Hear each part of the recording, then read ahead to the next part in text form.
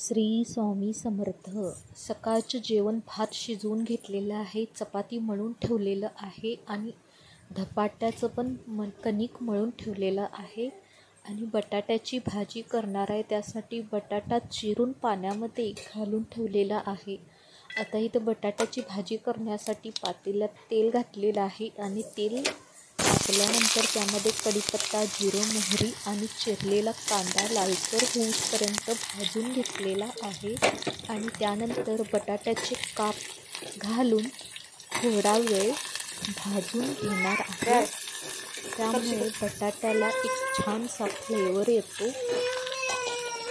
आणि बटाटा भाजल्यामुळे जास्त त्यात पाणी घालून शिजवावं लागत नाही आणि चवीला पण खूप छान लागतो.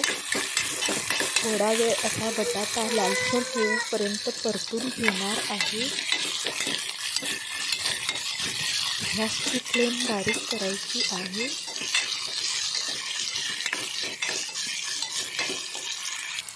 माझ्याकडे मोबाईल होल्डर नसल्यामुळे तुम्हाला एका हातात मोबाईल धरून व्हिडिओ करून पाठवत आहे. आता त्यानुसार त्यात मी चटणी आणि मीठ घातलेलं आहे. आम्ही भाजी करताना जास्त मसाले वापरत नाही. आता ह्याच्यावर थोडंसं पाणी टाकून वाफेवर शिजवून घ्यायचं आहे. हा नक्की ट्राय करा. भाजी खूप छान चवीला लागते. थँक्स.